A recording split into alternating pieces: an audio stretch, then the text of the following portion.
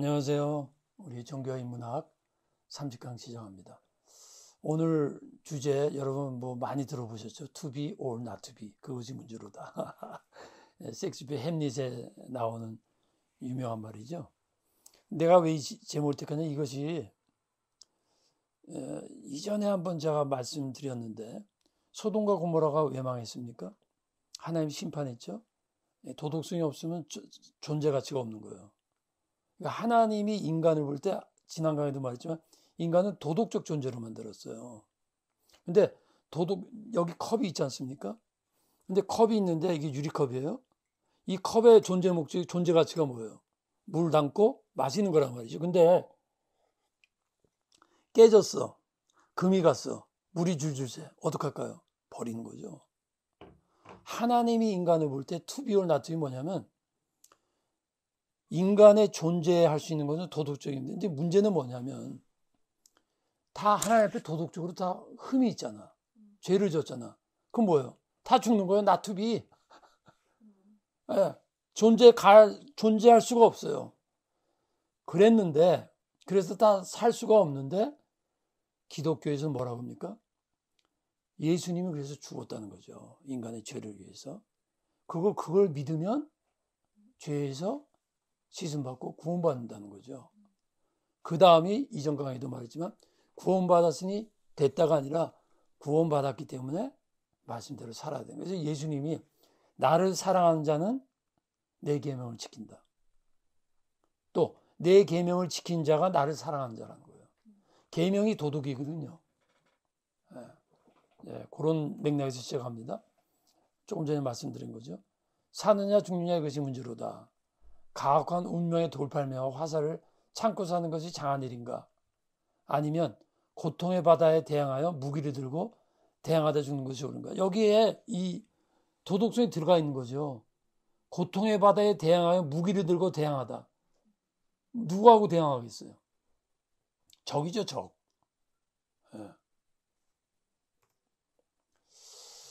영화 버스 44 보셨어요? 이거 여러분 보시고 10분도 안 돼요. 이거 유명한 영화인데 아카데미상 빼놓고 다 받았어요. 단편 영화 10분도 안 되는 영화인데 이게 실화가 있었어요. 1999년 8월에 중국의 실제 사건을 배경으로 만든 단편 영화예요. 저도 이거 봤어요. 간단해. 뭐냐면 그대로 썼습니다. 중국의 한 시골길에서 젊은이가 버스를 지나는 걸 태워요. 탔어요. 얼마 안 가서 두 청년이 또 세워갖고 탔어요. 근데 그 두 청년이 갑자기 강도를 변해요. 그래가지고 이게 영화의 장면에 사진이 나오는데, 사람들이, 버스 안에 있는 사람들 금품을 다 틀어요. 그리고 갈라다 여성 운전사가 여잔데 여성 운전자를 보고 강간하라고 끌어내려요. 그러니까 영청했는데 죄송합니다. 여성 운전자 승객들한테 도움을 요청해요. 근데 승객들이 40여 명인데 대부분이 남성이에요. 근데 전혀 외면하는 거야. 못 척하는 거지. 네. 근데 그중 한 명이 그러지 말라고 그 두 강도한테 이렇게 막 못하게 하다가 칼에 찔려가지고 그냥 역부족으로 쓰러진 거죠. 그 다음에 목적을 달성한 강도들은 이제 도망가고, 성폭행 당한 여성 운전사가 버스로 돌아와요. 그 다음에 여성이 승객들을 아주 원망스럽게 눈으로 바라봐요. 네.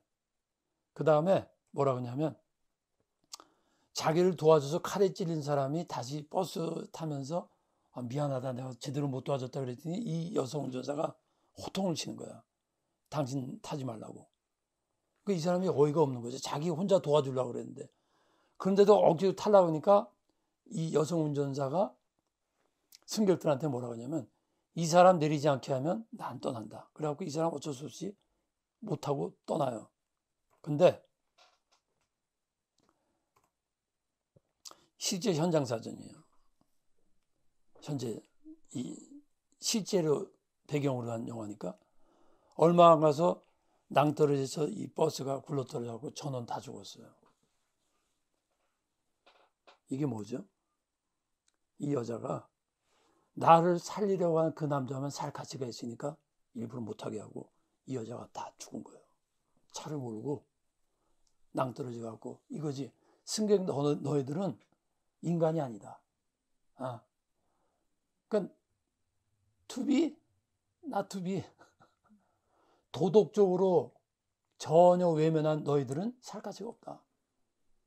그리고 이 여자가 자기 어떤, 그래서 이 여자 행동에 잘했다고 말할 수는 없는데 이게 실제 사건인데 그럼 그걸 어떻게 하냐. 살아남은 그 남자가 그 얘기를 다 한 거지. 이게 굉장히 이 영화가요. 오늘날 현대인 이거예요. 오직 자신을 도와준 남성만이 살짝이 있다고 생각하고 나머지 너희들 살짝이 없어 그러고 다 죽어버린 거예요. 함께. 너무 극단적인 행동이지만 이 영화가 시사하는 게 뭡니까? 그 다음에 이렇게 써 있어요. 중국 단편영화 44번 버스. 우리 모습이다. 사회의 불이 부패한 모습을 보고 가만히 방관자의 모습이라는 거죠. 윤리적 책임 회피자, 집단적 이기주의자, 불의 앞에 비겁한 자. 그 승객들이 여러분 이 시간 뭐 비난하기 전에 나 같으면 어떻게 했을까 한번 생각해 보세요. 이랬을까요? 속으로는 저건 나쁜 놈인데 그런데 덤볐다가는 칼에 찔리잖아. 여러분 다 이유는 있는 거예요. 그런데 덤볐다 칼에 찔리는데 그렇게 도와주지 않은 게 합리화가 될까요? 폴 틸릭의 존재와 용기라는 책이 있어요. 존재됨의 용기라는 의미예요. 그게 뭐냐면 인간의 진정한 존재라면 인간다운 용기가 있어야 된다는 거예요. 그러니까 이게 두 가지로 의미를 표현해요. 존재됨의 용기는 뭐냐면 도덕적으로 인간답게 사는 용기가 있을 때 진정한 존재가 된다는 거예요. 그리고 존재함의 용기는 뭐냐면 내가 존재하기 때문에 가져야 될 용기가 있다는 거예요. 그게 도덕성이에요. 자, 이렇게 한번 나눠봤어요. 살아남은 자, 사망한 승객들. To be, not to be. 살아남은 자는 누구예요? 도덕적 행위를 한 거예요.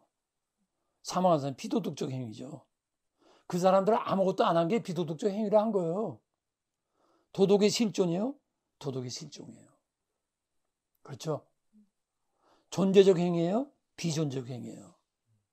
인간으로서 존재다운 행위고 그 다음 실존적인 실존적이라는 게 뭐예요? 제가 실존 얘기할 때 많이 했지만 인간이 도덕적인 걸 실행했을 때 거기서 진정한 이 사람은 이것이 칼에 찔렸어도 자기 양심의 칼에는 안 찔리는 거야. 다른 사람들은 육신의 칼은 안 찔렸지만 양심의 칼이 다 찔리는 거지.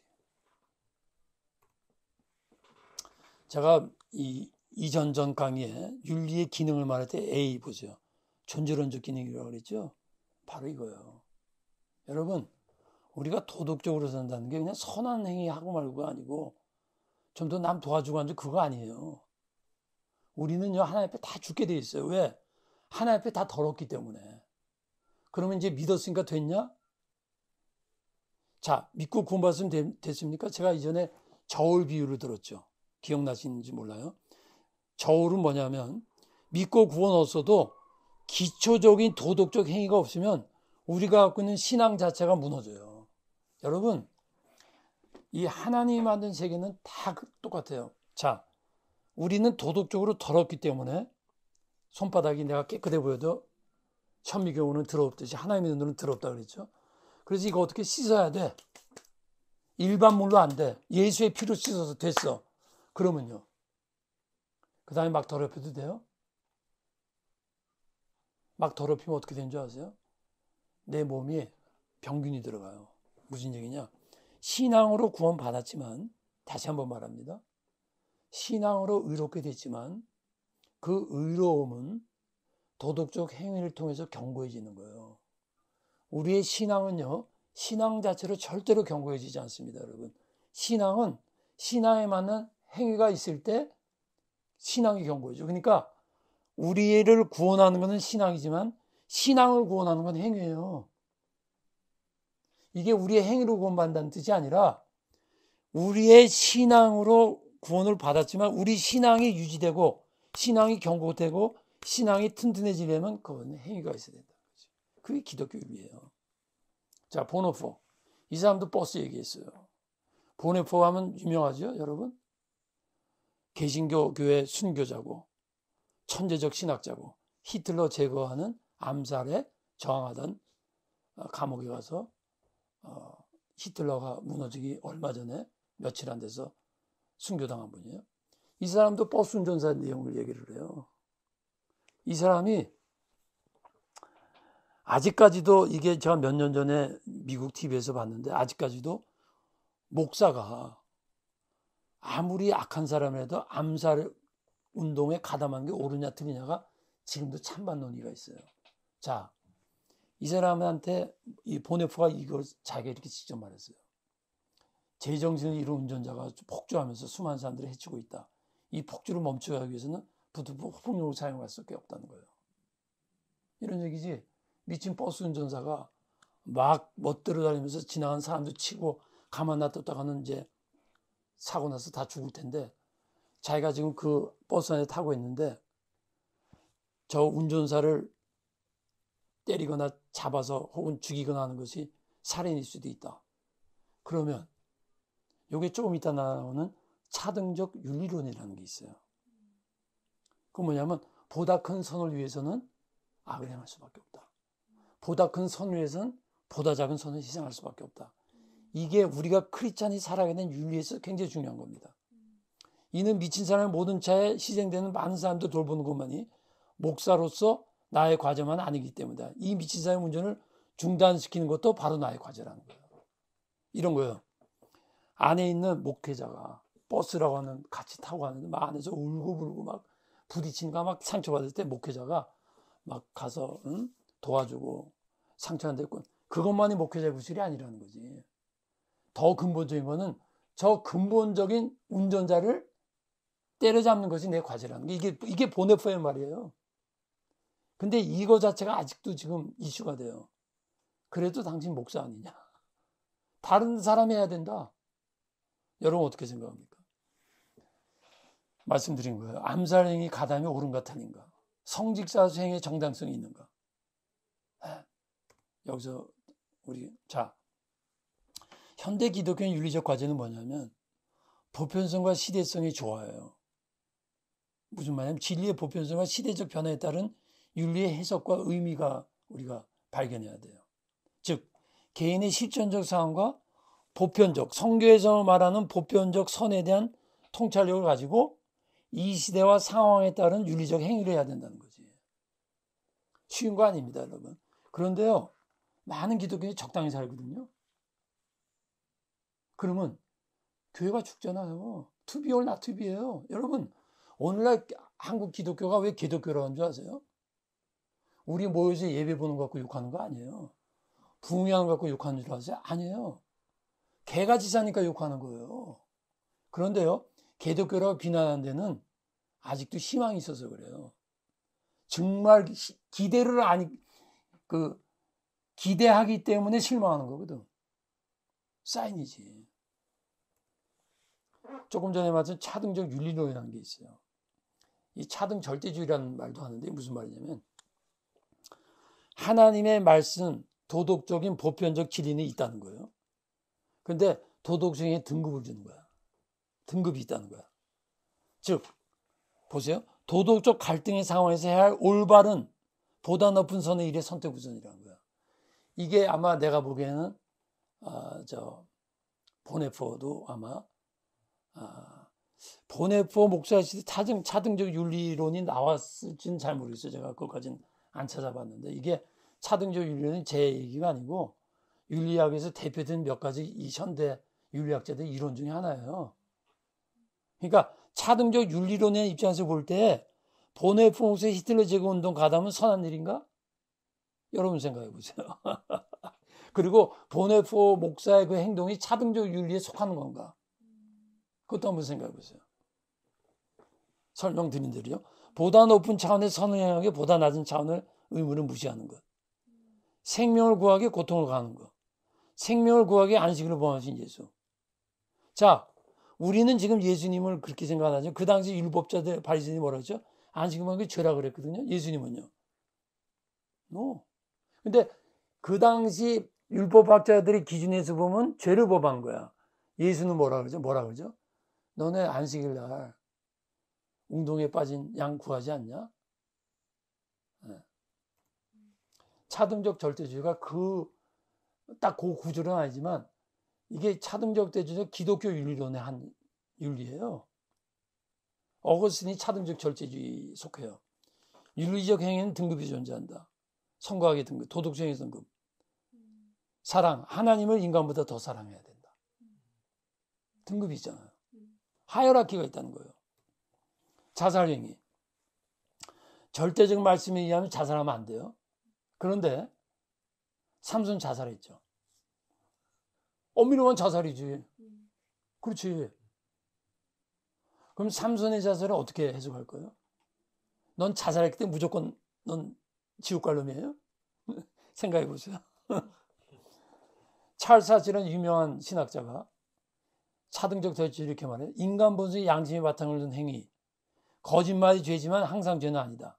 의도적인 거짓말이 때에 따라서 옳다. 그래서 요거는 이제 심리학에서 유명한 누구죠? 갑자기 또 생각 안 나네. 그냥 이렇게 모양만 내가 그런 거지 내용은 약간 달라요. 인간의 어떤 욕구의 단계를 말했잖아요. 유명한 거. 메슬로. 근데 인간의 욕구의 단계가 있듯이 도덕적 단계가 있다는 걸 내가 표시를 하기 위해서 이렇게 한 건데 내용을 그렇게 무시하세요. 말 그대로 저는 ethical hierarchism이라고 그래요. 예수님 일부에도 큰 계명이 있죠. 근데 지옥도 얘기하는 거 보면요. 지옥에도 벌의 정도의 차이가 있어요. 그리고요. 천국의 보상에도 차이가 있어요. 고린도서 3장에 보면. 다 똑같은 게 아니에요. 네. 자, 출애굽기 1장에 보면 히브리파 산파들을 그때 바로 애국왕이 이스라엘인이 막 자꾸 인구가 늘어나니까 유대 히브리파 산파들 애기 낳으면 아들 낳으면 다 죽이라 그랬거든. 근데 히브리파 산파들이 안 죽여요. 안 죽여요. 그리고 또 하나는 기생 라합이 거짓으로 보고했죠. 정탐꾼 인정할 때 여기 숨었으면 안 그러죠. 거짓말한 거잖아. 그 나라 법을 어긴 거라고. 그거 발각되면 이 여자는 누구예요? 완전히 뭐예요? 매국노야. 매국노지. 우리 말하면 북한에서 간첩 숨겨준 거랑 똑같잖아요. 그런데 이 여자는 믿음의 눈으로 일반적인 면에서 보면 매국노지만 이 이스라엘 민족 하나님을 믿어야 산다는 걸 알기 때문에 그 행위는 당연히 옳은 행위가 되는 거죠. 그 다음에 상층적 윤리라는 게 있어요. 이 차등적 윤리가 보다 적극적인 의미에서 보다 큰 선을 위해서 작은 선이나 악을 무시할 수 있다면 상층 윤리를 간단히 말하면 소극적인 거예요. 네. 똑같이 도덕적 불가피한 상황에서 보다 큰 죄보다 보다 작은 죄를 지라는 거예요. 이거는. 네, 그렇게 이해하면 같아요. 틸리케라는 상층 윤리론자가 이런 말을 했어요. 타락한 세계에서의 행동은 사실상 하나님의 유교하는 것과 현실세계가 허용한 것 사이에 타협이 되고 만다는 거예요. 제가 지난 강의 때 그 말했죠. 이 세계 이불 스트럭처. 구조적으로 악이기 때문에 우리가 어쩔 수 없이 죄를 질 수밖에 없다. 그러면 하나님이 허용한 것과 타협한다는 말을 하는데 그런 말을 하면서 뭐를 말하면 갈등적인 상황에서 결정 내릴 수밖에 없다면 우리는 덜 나쁜 것을 선택해야 한다. 그러니까 차등적인 게 보다 큰 선을 행하다면 이건 뭐야? 보다 덜 나쁜 거. 그러니까 쉬운 말이에요. 쉽게 표현하니까 너 소극적인. 왜냐? 무거운 죄와 가벼운 죄가 있다는 거예요. 네. 이 말은 여러분 오해하면 안 됩니다. 어느 나라나 창녀촌을 허락합니다.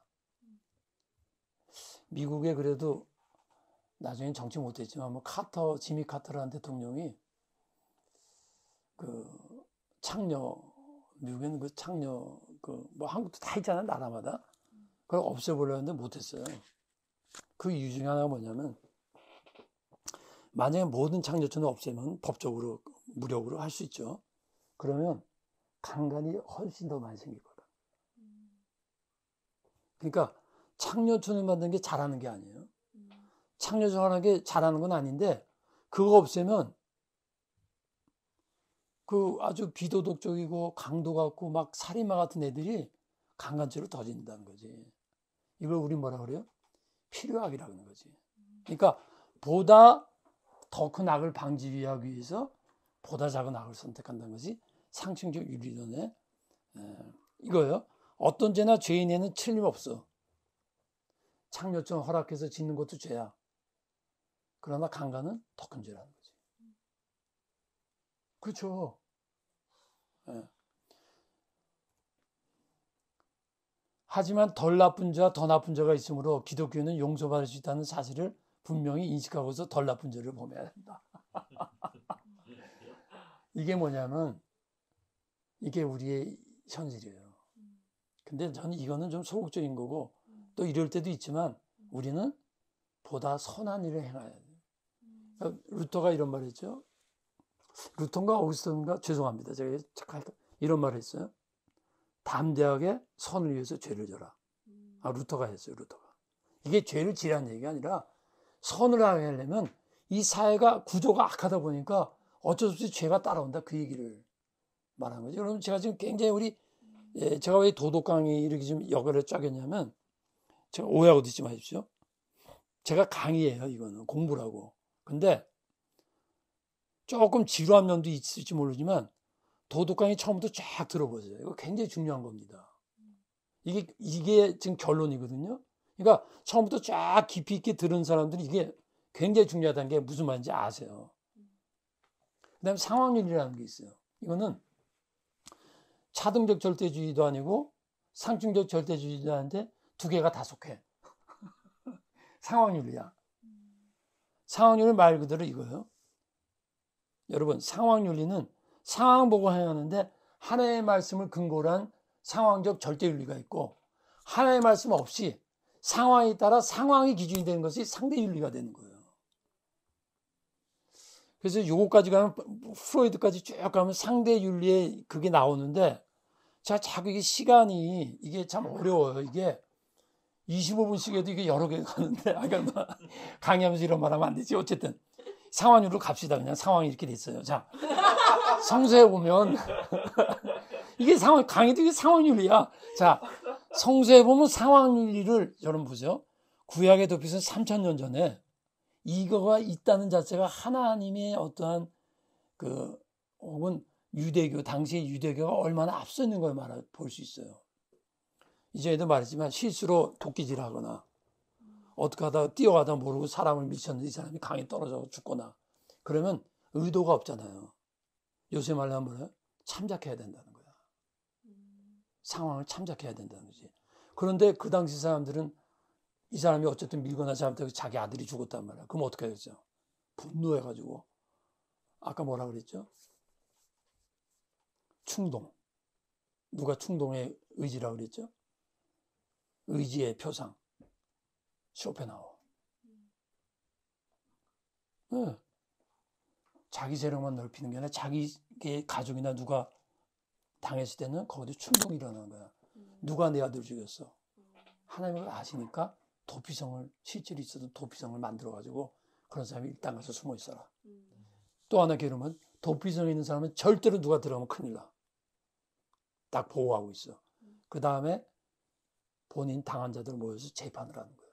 근데 이러한 거 자체가 지금이 아니라 3000년 전 고대 사회에 이게 있었다는 것 자체가 하나님이 계신다는 거예요.